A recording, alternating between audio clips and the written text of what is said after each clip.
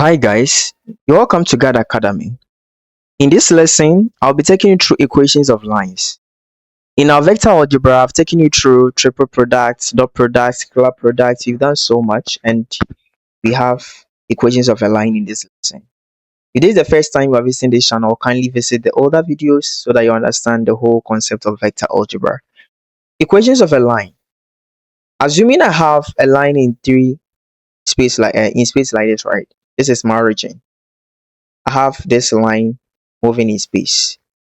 If I have another line moving, which I'm going to use my reference. So let me first send you back to your Cartesian plane.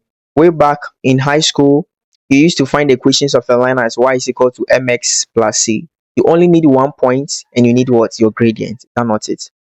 In 3 space, you cannot define the direction of a line easy as you can do here in the 2D.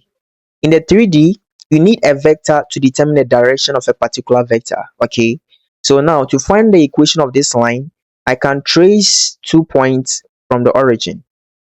Then I'll have my known. So this will be my r, which I don't know, and this is my r naught, which I know. I need to find the equation of this line, this side. Okay, right. But see something. This line is parallel to this known vector in the space. So we use a vector as a reference, and the vector here, okay, here is of magnitude v.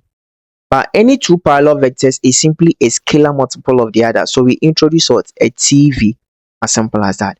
Therefore, we say that the equation of a line is generally represented as r is equal to r naught plus tv, where t here is your scalar and v here is your directional vector.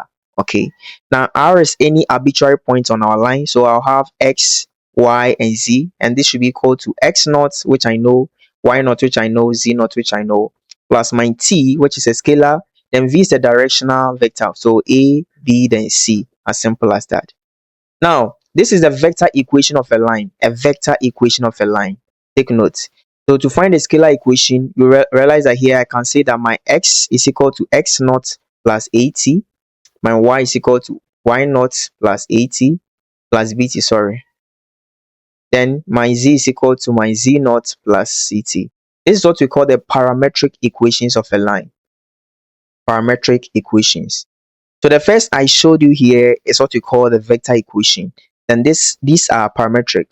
If you have been asked to find the parametric equations of a line, it's simply x naught plus at, y naught plus bt, z naught plus ct, where a, b, and c are your directional numbers, which we got from the directional vector. Then the t here is just an unknown scalar, which you are using it to find different points. Now let's find what we call the symmetric equations. You realize that here I can make a the subject for the first one. So to make a the subject for the first one, what am I getting? I'll get x minus x naught is equal to what? 80. A is simply equal to x minus x naught over what? Here I can make t the subject. Sorry, this one is an unknown, so I want to clear off the t. So what do I get? I get over a. Is that not it? Let me clear this. For the y naught minus plus bt, I'll have y minus y naught over b to be equal to t. Then I also have z minus z naught over c to be equal to t. Since t is the same, I can equate all and I'll have x minus x naught over a should be equal to y minus y naught over b should be equal to z minus z naught over c. And these are what we call symmetric equations of a line. Symmetric equations of a line. Somebody may ask, what if the directional vector has got one of its components 0? Let's say a is 0 and this is, let's say, 1, 1. So meaning that this should be over 0, and generally mathematically it should be undefined. But please, we don't say it's undefined. The answer becomes x minus x naught. This is because if a is 0, it means that a has the same direction. A has the same direction as the what? The plane x minus x naught. As simple as that. So let's see how we can go about that. Let's see how we can go about that. Simple. So let's solve some problems here for you to understand how equations of a line formed. So example, I'll have find the vector equation,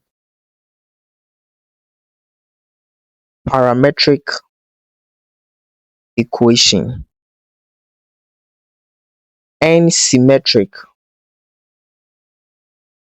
equation of a line that passes through the points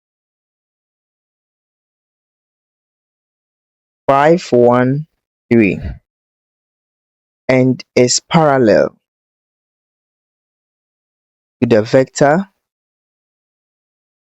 I plus 4j minus 2k. The other question says find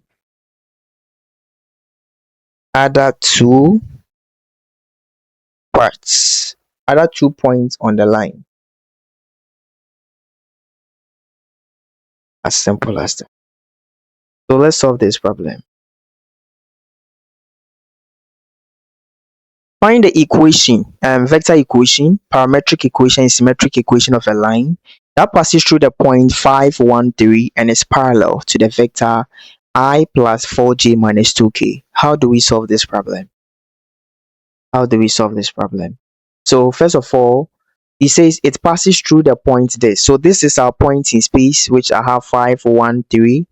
This is our known point, and this represents the what? X naught, Y naught, and Z naught. Okay. This is our vector which you are using, our reference vector. That is our directional number. V is equal to, I'll have, take the coefficient. I'll have 1, 4, and negative 2. Okay. So for me to simplify this or solve this, I'll first quote my vector equation. R is equal to R naught plus what? TV. What is my R? My R is my X, Y, Z is equal to my R naught, which is what? Now 5, 1, 3. Please, everything should be in vector. Plus T multiplying your V, which is 1, 4, negative 2. So you are done. Please, this is just the vector equation. You are done, actually. Let's break this one down to our parametric equation. So realize that this simply gives S is equal to 5 plus T, because T times 1 is T. Y is equal to 1 plus 4T. And Z is equal to 3 plus negative 2T. So 3 minus 2 is simply multiplying. So this one, obviously, we have XYZ equal to 513, right? Then I have plus T multiplying 1 for negative. So this is what I just expanded to give this, right? So these are what we call the parametric equations. We are done with the parametric. And let's find the symmetric equation. To find a symmetric equation, what do? I make T the subject in all. So T is equal to X minus 5. T is equal to Y minus 1 over 4. And T is equal to D minus 3, right? Over negative 2. Or let me do it the other way around. 3 minus Z over 2. 3 minus Z over 2. So my symmetric equation is X minus 5 is equal to Y minus 1 over 4 is equal to 3 minus Z over, as simple as that. So these are the things they are expecting you to what? Find. It says find two other points on the line. So we can use the parametric equation to find two other points. When T is 1, what do I get? I get another new point, X to be what? 6, Y to be equal to, if T is 1, I get Y to be equal to 5, and Z to be equal to what? 1. This one is one new point, so 6, 5, 1. As simple as that. To find another line point on the line, what do? You can easily put when T is equal to 2, you get 7, 10 and 9, and what? This become negative 4, you get minus 1, this and that. So you can find several points on the line, as simple as that. Okay, so I'll end here for equations of a line. I'll see you in equations of a plane.